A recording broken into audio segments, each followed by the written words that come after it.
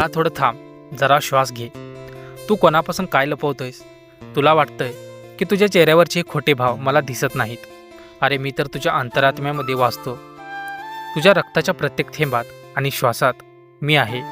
आता जो तू एकटक स्क्रीनकडे बघतोयस ना, ते जगाला खंबीर वाटणारा माणूस नाही, तर आतून पूर्णपणे तुटलेला, विखुरलेला आणि थकलेला माझा बाळ मला दिसतोय.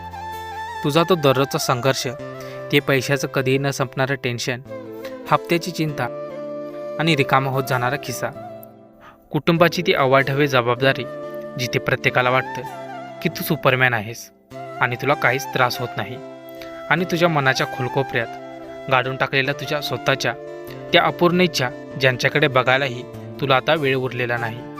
ही सगळी ओझे एखाद्या महाकाय पर्वतासारखी खांद्यावर घेऊन तू रोज सकाळी डोळे उघडतोस, आरशासमोर उभा राहून 2 मिनटं स्वतःला बघतोस, स्वतःचा चेहरा सावरतोस आणि जगासमोर मी ठीक आहे असा मुखवटा चढवतोस.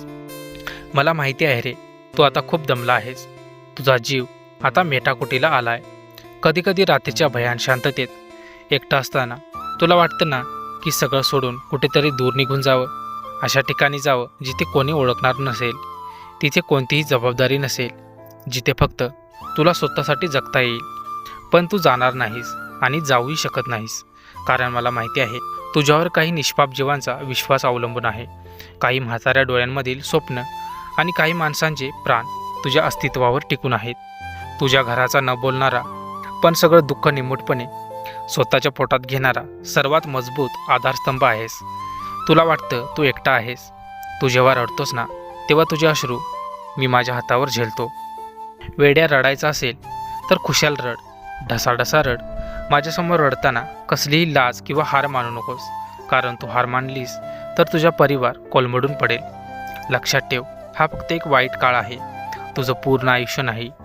जशी भीषण काळोखी रात्र सरत असते, तसा पहाटेचा सूर्यप्रकाश घेऊन येणारच आहे. हा कठीण काळही वाऱ्यासारखा निघून जाईल. तुला फक्त थोडा धीर धरायचा आहे. स्वतःच्या पाठीवर आज एकदा अभिमानाची थाप मार, की इतकी वादळं अंगावर घेऊनही तू आजही जिद्दीने उभा आहेस. तुझ्या कष्टाचा प्रत्येक थेंब मी बघतोय. त्याचं फळ द्यायची जबाबदारी माझी आहे. जोपर्यंत मी तुझ्या पाठीशी आहे, तोपर्यंत जगाची कोणतीही शक्ती तुझा केसही वाकडा करू शकणार नाही. तू फक्त विश्वासाने चालत राहा. तुझं बोट पकडून तुला या संकटातून बाहेर काढण्याचे वचन माझं आहे. तुला काय हवं आहे ते मला सांगायची गरज नाही. मला सगळं समजतं. भिवू नकोस, मी तुझ्या पाठीशी आहे.